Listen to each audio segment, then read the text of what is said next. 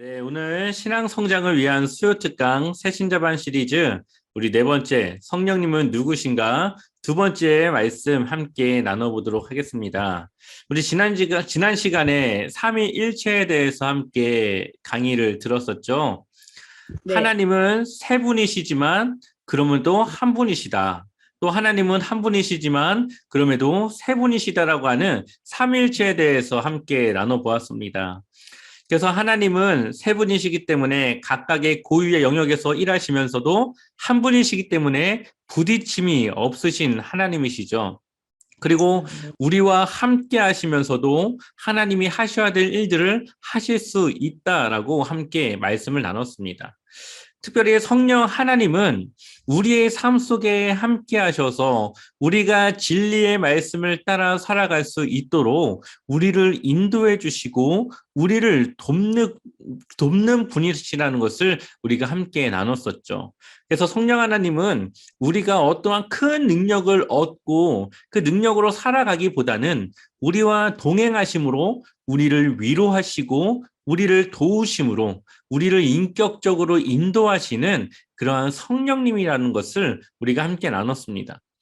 우리가 지금까지 하나님에 대해서, 예수님에 대해서, 그리고 지난 시간 성령님에 대해서 함께 이야기를 나눴지만 사실 우리가 이제 앞으로 나눌 내용은 성령 하나님을 통하여서 우리의 삶에 어떠한 일들이 생겨날 수 있는가, 우리의 삶에 어떠한 실질적인 그러한 변화가 일어날 수 있는가를 함께 나누고자 합니다.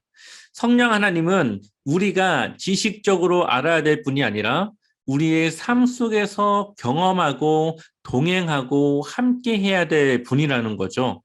그래서 네, 우리가 그냥 지식으로 성령님이 이런 분, 이게 아니라 우리의 삶 속에 함께 하시는 그 성령님을 우리가 알아가고 우리가 느낄 수 있고 알아갈 수 있어야 하는 겁니다.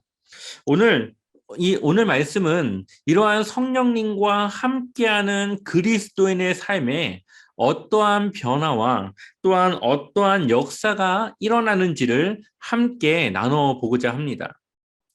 오늘 이 말씀이 그냥 여러분들의 기억에 그냥 지식으로 남는 것이 아니라 여러분의 삶을 다시 한번 돌아보면서 나에게 이런 일들이 성령님께서 함께 하셨던 증거구나.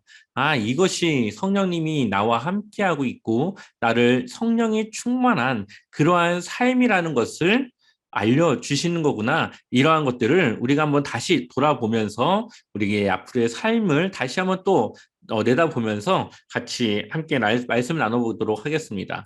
첫 번째는 감동입니다. 우리 한번 말씀을 읽어볼까요? 함께 읽어보겠습니다. 사무엘이 기름불병을 가져다가 그의 형제 중에서 그에게 부었더니 이날 이후로 다윗이 여호와의 영에게 크게 감동되니라. 사무엘이 떠나서 라마로 가니라. 아멘. 첫 번째 성령님의 역사는 감동입니다. 이 감동이라고 하는 말이 좀 어색할 수도 있고 또 이 말이 어떠한 말인지 잘 와닿지 않을 수가 있겠지만 이 감동이라고 하는 것은 성령님께서 우리에게 주시는 마음이라고 생각하시면 되겠습니다. 성령님께서 우리를 인도하시는 마음입니다. 성령님께서 우리의 마음을 감동시킨 결과 우리가 하나님이 원하시는 삶을 살아가게 되어지는 것이죠. 그래서 성령님께서는 사람들의 마음을 감동시키실 뿐만 아니라 그 마음을 통하여서 하나님을 믿는 일에 포기하지 않고 끝까지 믿어 나갈 수 있도록 우리를 인도하시고 이끌어 나가십니다.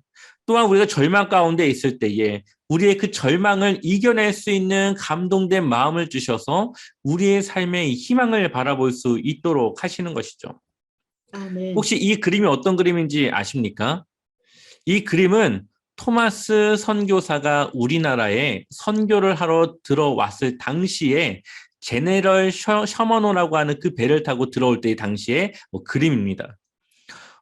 이 그림을 자세하게 보면은 여기 한 사람이 무릎을 꿇고 앉아 있고요.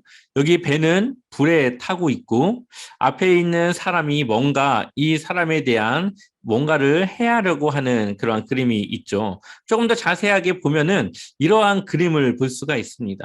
이 손에는 성경책을 들고 있는데요. 이 토마스 선교사는 이 제네럴 셔먼호를 타고 우리나라를 들어 올려다가 결국 우리나라 군대가 그때 당시 세국 정책으로 외국 문물을 받아들이지 않을 때니까 이제 배를 이제 불에 타게 합니다. 가까스로 살아남은 이 토마스 선교사는 자신이 가지고 있던 성경책을 주변에 마구 뿌리기 시작합니다. 그리고 가지고 있던 이 한 권의 성경책을 앞에 있는 이 사람에게 건네주고자 했습니다. 앞에 있는 이 사람은 이제 토마스 선교사를 처형하기 위해서 서 있었던 거죠. 이 사람의 이름은 박춘권이라고 이야기를 합니다. 이 박춘권이라고 하는 사람이 토마스 선교사를 이제 치려고 할 때에 토마스 선교사는 어떠한 두려움도 없이 웃으면서 이 성경책 한 권을 건넸습니다. 하지만 박춘권은 이 성경책을 받지 않았고 끝내 토마스 선교사는 죽음을 맞이하게 됩니다. 그리고 이 박춘권은 집으로 돌아가는 길에 이 토마스 선교사가 건넸던 그 성경을 다시 돌아보며 한 권을 집어서 집으로 돌아갑니다. 집에서 그 성경책을 읽으면서 그 마음이 감동이 되어졌고 그 말씀에서 이야기하고 있는 예수 그리스도를 그가 믿게 됩니다. 근데 이 박춘권에게 일어났던 이 성령의 감동의 이야기는 여기서 끝나지 않죠.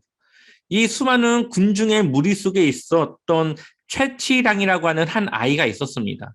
당시 나이는 12살이었고 이 아이는 이 땅에 떨어져 있는 3권의 성경책을 들고 집으로 돌아갑니다. 그리고 박영식이라고 하는 사람에게 성경을 주게 되죠. 그리고 이 박영식은 이 성경을 보니까 종이가 너무 좋은 거예요. 그래서 그 좋은 종이를 어떻게 했을까요? 집안의 벽지로 바릅니다. 성경책을 집안의 벽지로 바르게 되는 거예요.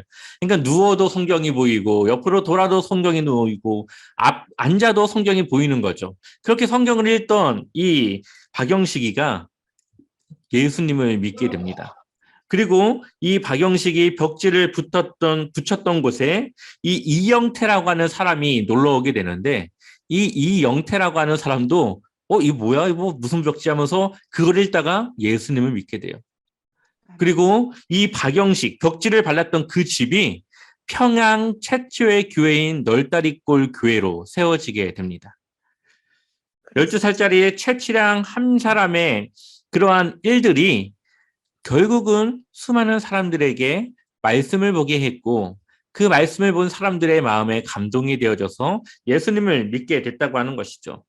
어떤 사람은 이런 이야기를 듣고 이게 무슨 말도 안 되는 소리야 할 수가 있겠지만 우리에게 역사하시는 성령의 능력과 감동은 그러한 일들을 가능케 하신다라는 겁니다.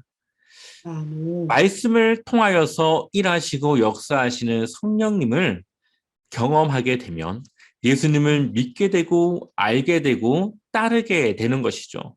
이렇게 해서 초대 우리나라의 신앙의 그 교회, 기독교의 초가는 이렇게 성령의 역사에 의해서 세워지게 됩니다. 지금도 성령의 역사는 지속적으로 이어지고 있고 수많은 사람들의 마음을 감동시킵니다.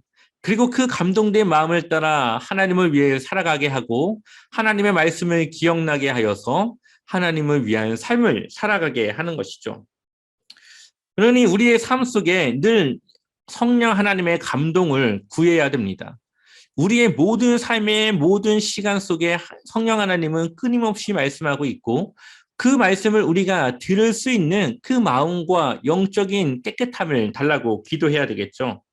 그래서 우리의 삶에 성령님의 감동을 통하여서 우리의 삶이 하나님의 말씀으로 채워나가는 삶을 우리가 살아가도록 성령 하나님은 우리의 삶 속에 감동으로 일하신다는 겁니다. 두 번째는 말씀입니다. 한번 우리 성경 같이 읽어볼까요? 함께 읽어보겠습니다. 너희를 넘겨줄 때에 어떻게 또는 무엇을 말할까 염려하지 말라. 그때 너희에게 할 말을 주시리니 말하는 이는 너희가 아니라 너희 속에서 말씀하시는 이 곧 너희 아버지의 성령이시니라. 아멘.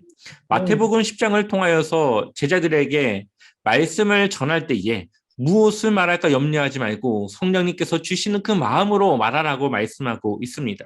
그리고 사도행전 4장 13절에 이렇게 말합니다. 함께 읽어보겠습니다. 그들이 베드로와 요한이 담대하게 말함을 보고 그들을 본래 학문 없는 범인으로 알았다가 이상히 여기며 또 전에 예수와 함께 있던 줄도 알고. 아멘. 베드로와 요한이 이제 성령의 충만함을 입고 밖에 나가서 복음을 전하게 되는데, 사람들이 이 베드로와 요한이 과거에 고기를 잡는 그런 천한 직업이었던 어부였던 것을 다 알고 있어요. 이 사람들이 성경에 대한 지식이라던가 어떠한 학문에 대한 지식이 있는 사람들이라는 것을 알고 있지만, 이들이 말하는 것을 들으니까 이것은 이전에 알던 그 사람들의 말이 아니라 정말 누구보다도 더 깊이 있는 말씀의 학문을 깨달은 자들의 말씀이라는 것을 사람들이 듣고 알게 됩니다. 이것이 어떻게 가능케 되었습니까? 이들 안에 성령께서 역사하시는 그 말씀으로 이루어지게 된 것이죠. 하나님의 말씀을 준비할 때마다 벽에 부딪힐 때가 있습니다. 이 말씀을 준비하는 이 과정을 보면은 맨 처음에 본문을 정해야 되겠죠. 본문을 뭐 아무거나 정하겠습니까? 기도하면서 어떠한 본문을 정할까를 고민하다 보면은 주시는 마음이 있어요. 이 본문을 통해서 좀 말씀을 전하면 좋겠다라는 그러한 마음을 주십니다. 그럼 그렇게 말씀을 정하고 나서 그럼 그 말씀을 통해서 어떠한 메시지를 줄 것인가를 또 정해야 돼요. 그래서 핵심 이제 주제를 정합니다. 뭐 성도들이 뭐 하나님의 성령으로 뭐 친절한 삶을 살아가게 할 것이다. 뭐 이렇게 짧게 이제 뭔가 핵심적인 주제를 정하는 거예요.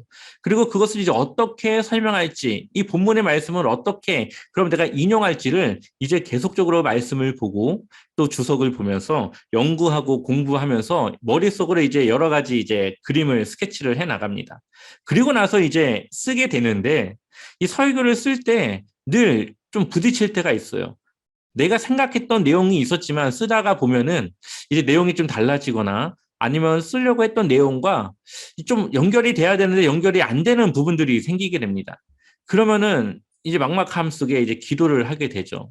하나님, 이 부분을 어떻게 제가 말씀을 전해야 될까요? 이렇게 하다 보면은 갑자기 다른 일들을 하던가 아니면 다른 뭔가 작업을 하다가 머릿속에 딱 떠오를 때가 있습니다. 그럼 그 말씀으로 다시 말씀을 또 이어나가면서 이제 주에 성경 이 설교가 이제 완성이 되어지는 것이죠.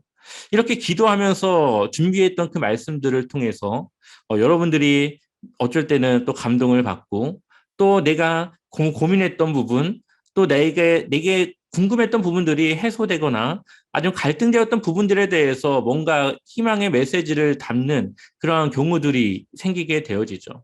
때로는 그 말씀이 여러분들 안에 좀 부담으로 느껴질 때도 있을 겁니다. 그 말씀이 맞다는 건 아는데 어떻게 그것을 내가 살아가야 될지를. 근데 그러한 말씀들이 모두 성령님께서 우리에게 주시는 말씀이라는 거죠. 여러분들의 기도와 저의 말씀을 위한 기도가 함께 성령 하나님 한 분 안에서 필요한 말씀을 필요한 분들에게 줄 수 있는 그 말씀들이 함께 어우러지는 겁니다. 이것이 바로 성령님께서 우리에게 말씀을 주시는 거죠. 성령님께서는 우리 모두에게 끊임없이 말씀을 주시고 계십니다. 그래서 우리가 그 말씀에 대해서 귀 기울이고 그 말씀을 받아들여야지만 성령 하나님의 주시는 그 말씀이 우리의 삶의 능력으로 다가올 수 있습니다. 그렇기 때문에 우리가 말씀에 대한 자세는 그 말씀에 순종하고자 하는 마음, 그 말씀을 거부하기보다는 받아들여서 어떻게 하면 내가 그 말씀대로 살아갈 수 있을까를 우리는 고민하며 기도해야 되겠죠. 그래서 두 번째로 성령의 역사는 우리에게 주시는 말씀입니다. 세 번째는 위로입니다. 말씀을 한번 같이 읽어보겠습니다. 사도행전 9장 31절 같이 읽어보겠습니다. 그리하여 온 유대와 갈릴리와 사마리아 교회가 평안하여 든든히 서가고 주를 경외함과 성령의 위로로 진행하여 수가 더 많아지니라. 아멘. 성령이 주시는 세 번째는 바로 위로입니다. 우리가 때로는 위로받고 싶을 때가 있죠. 힘들고 어려울 때, 나의 힘으로 할 수 없을 때 위로받고 싶을 때가 있습니다. 그런데 사람의 위로는 사실 빈 말입니다. 왜 빈말일까요? 우리를 위로하지만 사실 그 위로의 말뿐 우리의 문제라던가 어려움을 해결해 줄 수 있는 능력이 없어요. 그냥 힘들겠다, 어렵겠다, 정말 내가 그 마음 이해한다, 말은 할 수 있지만 실질적인 무언가를 해줄 수 있는 경우들이 많지 않습니다. 그렇기 때문에 사람들이 주는 위로는 빈 말이죠. 하지만 성령님께서 주시는 위로는 뭡니까? 채움입니다. 채움. 우리의 공허함을 채우고 우리의 절망을 위로로 채우시고 희망으로 채우시고 우리의 어려움을 소망으로 채워가시는 그 성령님의 능력을 우리는 경험합니다. 성경을 보면은 누가 나옵니까? 사마리아 여인이 나오죠. 사마리아 여인이 사람들의 눈을 피해서 다닐 때에 예수님을 통해서 그 여인의 그 공허함이 채워지게 됩니다. 이것이 뭡니까? 바로 성령님의 능력이죠. 여러분들의 삶에 이러한 성령님의 위로가 넘쳐나길 소망합니다. 그래서 성령님은 보혜사 성령님, 우리를 돕는 성령님, 우리를 위로하시는 성령님, 바로 성령님은 우리를 인격적으로 함께 하시는 그러한 성령님이라는 겁니다. 네 번째로는 무엇입니까? 사랑입니다. 우리 한번 같이 로마서 5장 5절 읽어보겠습니다. 함께 읽겠습니다. 소망이 우리를 부끄럽게 하지 아니함은 우리에게 주신 성령으로 말미암아 하나님의 사랑이 우리 마음에 부은 바 됨이니. 아멘. 성령님과 함께하는 사람의 마음속에 있는 한 가지가 무엇입니까? 바로 사랑입니다. 성령 하나님은 하나님의 영이시고 하나님의 속성은 바로 사랑이시죠. 그러니 하나님의 속성의 그 사랑을 성령 하나님을 통해서 우리가 받게 되는 겁니다. 우리가 친구 따라 강남 간다는 얘기가 있죠. 어떤 친구를 사귀냐에 따라서 우리의 삶이 변화되어지게 되는데 우리가 성령님과 함께하고 가까워질수록 우리의 삶에는 사랑이 넘쳐나고 사랑이 우리 안에 싹트게 된다는 겁니다. 그래서 우리는 하나님의 이러한 사랑을 힘입어서 다른 누군가를 사랑할 수 있는 힘을 가지게 되는 것이죠. 제가 예전에 이제 대학원 때 이제 사역을 하던 그 당시에 어떠한 사람이 저를 이제 교회 안에서 지나가는 저를 붙잡고 자신의 어려움을 토로합니다. 어머니는 너무 나이가 들어서 힘이 없어 일할 수 없고 자신은 백혈병이 걸려서 정말 몸이 좋지 않은데 어떻게든 일을 해보려고 노력을 하고 있다. 지금 어머니 집에 가스가 끊겨가지고 너무나도 추운 방바닥에서 살고 있는데 좀 도움이 필요하다라고 이야기를 하는 겁니다. 그때 제 마음속에는 이분은 하나님의 그 사랑이 필요한 사람으로 나에게 보내주신 걸로 생각을 했고 그분이 필요하다고 하는 금액을 이제 현금 인출기에서 현금을 뽑아서 주게 됐습니다. 나의 것을 남에게 주는 것이 쉽지 않지만 하나님의 사랑을 받았던 나의 그러한 은혜를 생각하니까 그러한 사랑을 줄 수 있었습니다. 물론 결과적으로는 이제 교회를 돌아다니면서 그러한 레파토리로 사람들에게 돈을 이제 가져가는 그러한 사람이었지만 어쨌든 그때 당시에 저는 하나님의 사랑으로 그러한 사랑을 나눌 수 있는 마음을 가졌었습니다. 이처럼 우리의 것을 나누는 것은 사랑입니다. 초대교회 당시에 어떠한 일들이 일어났습니까? 서로 자기의 것을 나누고 팔고 필요한 자들에게 나눠주고 자기의 것을 서로 함께 사용하는 그러한 일들이 일어나지 않습니까? 이것은 그 사람들이 뭐가 많이 남아 돌아서가 아니라 내 것이 필요하지 않아 다른 사람에게 준 것이 아니라 나에게도 필요하지만 하나님께 받은 그 사랑으로 또 필요한 이들에게 그것을 나눠주는 사랑이 그들 안에 싹트기 시작됐다는 것이죠. 그들이 성령이 충만했다라고 하는 증거가 바로 그들의 사랑을 나누는 삶에 나타나고 있습니다. 혹시 여러분들이 누군가를 사랑해야 되는데 사랑하지 못하는 그 마음이 있습니까? 그렇다면 그 마음을 놓고 하나님께 기도해야 됩니다. 성령님께서 그 마음 가운데 사랑을 줄 수 있는 마음을 달라고 우리는 기도해야 됩니다. 그래서 우리가 다른 무엇보다도 더 많은 것들을 놓고 기도하겠지만 우리가 하나님의 그 사랑을 나눌 수 있고 전할 수 있고 다른 누군가를 사랑할 수 있는 그 마음을 달라고 기도하는 것은 아주 중요한 기도의 하나이죠. 다섯 번째로 소망입니다. 우리 한번 같이 읽어볼까요? 함께 읽어보겠습니다. 소망의 하나님이 모든 기쁨과 평강을 믿음 안에서 너희에게 충만하게 하사 성령의 능력으로 소망이 넘치게 하시기를 원하노라. 아멘. 성령 하나님이 우리에게 주시는 역사 중 하나는 바로 소망입니다. 우리 안에 소망을 주시는 것뿐만 아니라 소망이 넘치게 하시기를 원한다고 말하고 있습니다. 우리의 형편이 암울하고 절망적일 때가 있습니다. 그때에도 성령님은 우리 안에 소망을 주십니다. 절망은 우리가 일어설 수 있는 힘을 갖지 못하게 하지만 소망은 우리가 일어서서 다시 밝은 미래를 바라보고 나아갈 수 있는 힘을 얻게 하는 것이죠. 성령 하나님은 끊임없이 하나님의 능력을 기억하게 하시고 그것을 의지하게 하시고 하나님께서 우리 안에 일하신다라는 것을 기억하게 하셔서 소망을 주시죠. 우리의 말씀으로 채우시고 우리가 절망을 딛고 일어설 수 있게 하십니다. 제가 신학교 처음 사역을 나갔을 당시에 교회 사역이 너무 힘들었습니다. 사람들을 만나서 이야기하는 것도 저에게는 어려웠고 사람들이 질문을 할 때마다 그 질문을 어떻게 대답해야 될지도 너무 어려웠습니다. 그러면 그럴 때마다 저의 마음에 무슨 생각이 드는지 아십니까? 아, 나는 사역자의 은사가 없어. 아, 나는 사역자로 하나님께 별로 그렇게 부르심을 받지 못한 사람인 것 같아라는 생각이 많이 들었어요. 그럼 그때마다 이제 기도를 하면서 하나님 제가 이 길을 가야 됩니까를 항상 물어보았습니다. 근데 어느 날은 너무 힘들어서 정말 신중하게 정말 내가 사역을 해야 되는 것이 맞는가라는 그런 고민을 하고 있을 때에 너무나도 힘든 그 마음 가운데 어떻게 해야 될지 모르는 그 마음 가운데 어느 날 수업을 듣기 위해서 자리에 딱 앉았는데 그 자리에 이렇게 써 있는 겁니다. 하나님은 당신을 사랑하시며 당신을 위한 놀라운 계획을 가지고 계십니다. 누군가에게는 그 한마디가 그냥 누가 써놨나 보다 라고 할 수 있겠지만 절망 속에 있었던 저에게는 하나님이 주시는 나에게 메시지를 주시는 것이라고 믿어졌죠. 그리고 그때 하나님은 나에게 놀라운 계획을 가지고 계시는구나를 믿으면서 그 절망을 소망으로 바꾸게 된 계기가 있었습니다.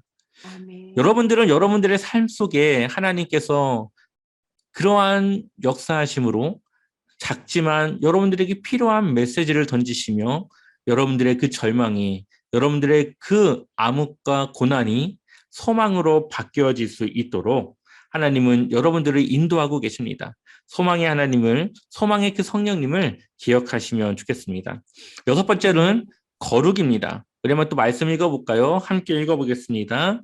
이 은혜는 곧 나로 이방인을 위하여 그리스도 예수의 일꾼이 되어 하나님의 복음의 제사장 직분을 하게 하사 이방인을 제물로 드리는 것이 성령 안에서 거룩하게 되어 받으실 만하게 하려 하심이라. 아멘. 하나님, 성령 하나님은 우리를 어떻게 하신다고요? 거룩하게, 성령 안에서 거룩하게 우리를 만드신다 말씀하고 있습니다. 우리를 거룩하게 하기 위해서 때로는 우리를 책망하시기도 하고 우리를 꾸짖기도 하십니다. 또 때로는 우리 안에 수많은 갈등을 고민하게 하시죠. 이 새신자반을 쓰신 이재철 목사님의 이 글을 보면은 나팔꽃의 줄기에 대해서 말하고 있습니다. 이 나팔꽃은 이 막 벽 같은 데를 막 타고 올라가야 되는데 그러기 위해서는 늘 흔들림이 있어야 된다고 말하고 있습니다. 이 흔들림 가운데 계속 주변에 타야 될 것을 걸고 해서 위로 올라가게 되는 것이죠.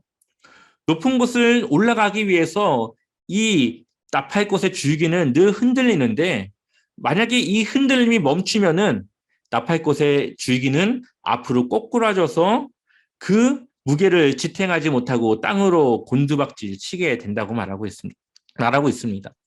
우리들 안에 갈등이 있고 고민이 있고 때로는 나의 마음을 무겁게 하는 것들이 있습니다. 이것은 하나님이 우리로 하여금 하나님의 마음을 알게 하시고 하나님의 입장에서 생각하게 하시고 하나님께서 나로 하여금 하나님께 기도하게 하며 하나님이 무엇을 원하시는지를 고민하게 하는 우리를 거룩하게 인도하시고자 하는 하나님의 인도하심이라는 거죠. 우리가 때로는 말씀을 듣고 그 말씀을 내가 어떻게 소화해낼지 고민하고 갈등할 때에 그러한 갈등 속에서 하나님은 우리 안에 역사하시고 우리가 더 거룩한 발걸음으로 나아갈 수 있는 그 길을 주시는 겁니다. 그래서 성령님은 때로는 우리의 마음을 위로하시고 돕지만 때로는 우리 안에 있는 갈등을 통하여서 우리가 한 발짝 더 하나님께 나아갈 수 있도록 인도하시는, 우리를 거룩함으로 인도하시는 성령 하나님이시라는 겁니다. 이러한 고민과 갈등을 통해 우리의 신앙을 성장하고 우리의 신앙은 더욱더 성숙해질 수 있는 것입니다. 7번째로는 자유입니다. 주는 영이시니 주의 영이 계신 곳에는 자유가 있느니라. 아멘. 성령 하나님은 우리에게 자유를 주십니다. 어떠한 자유일까요? 이 새신자반을 기록하신 이재철 목사님의 이 이야기를 잠깐 인용해 보면은 결혼한 다음 날 밤낮 울고 있던 신부가 있었습니다. 이 신부가 결혼을 하고 나서 주구장창 울면서 어머니를 찾아갑니다. 그러면서 이렇게 이야기하는 것이죠. 엄마, 나 더 이상 이제 못 살겠어. 나 힘들어서 이제 못 살겠어. 그때 이 어머니가 이렇게 말합니다. 그래도 네가 참고 살아야지. 어떡하겠니? 이 어머니도 해결 방법이 없으니까 참는 것밖에는 길이 없었던 거죠. 그리고 만약에 이 신부가 이 이재철 목사님을 찾아와서 자신의 고민을 똑같이 이야기했을 때 이 목사님도 아마도 똑같이 이야기했을 거랍니다. 근데 똑같이 네가 참고 살아야지 이 말이 그 어머니는 자신의 무기력함 속에서 어쩔 수 없이 그냥 그 길을 가야만 한다고 하는 그러한 메시지를 던져준다면 이 목사님이 주시는 네가 참고 살아야지 이 말은 하나님께서는 그 어려움을 이기고 앞으로 주실 더 나은 삶을 믿음으로 믿고 나아가야 한다고 하는 메시지를 전한다고 하는 것이죠. 사람이 주는 네가 참아야지는 절망 속에서 어쩔 수 없는 탄식이라고 한다면 하나님 안에서 주시는 참음은 하나님의 능력과 일하심을 기대하는 우리에게 주시는 자유함이라는 거죠. 아멘. 우리의 절망이 그냥 절망으로 끝나는 것이 아니라 하나님은 그 절망을 통해 일하시는 하나님이시기 때문에 우리가 그 절망 속에 갇혀 있는 것이 아니라 그 절망을 통해 일하실 하나님을 기대하는 자유함이 있다라는 겁니다. 한번 이 책의 내용을 좀 더 제가 인용해서 읽어보겠습니다. 지금 남편이 내 속을 썩이고 있다면 그것은 성령님께서 남편을 통해 나의 모난 성격을 갈고 계시는 것이다. 지금 아내가 어리석은 짓을 하고 있다면 그것은 성령님께서 아내를 도구 삼아 나를 성숙하게 하고 계시는 것이다. 지금 내 자식이 말썽을 피운다면 그것은 성령님께서 내 자식을 통해 나의 실상을 보게 하심으로 나를 회개케 하심이다. 이런 과정을 거쳐 성령님께서 작정하신 때가 될 때 성령님께서는 이 모든 것을 협력하여 아름다운 선으로 마무리 지어 주실 것이다. 이렇게 믿을 때 우리는 모든 상황 속에서 그 어떤 것도 속박됨이 없이 자유를 누릴 수 있다. 성령님께서는 우리의 마음과 생각을 거룩하게 해주시기에 우리는 죄의 유혹으로부터 자유를 얻을 수 있다라고 말씀하고 있습니다.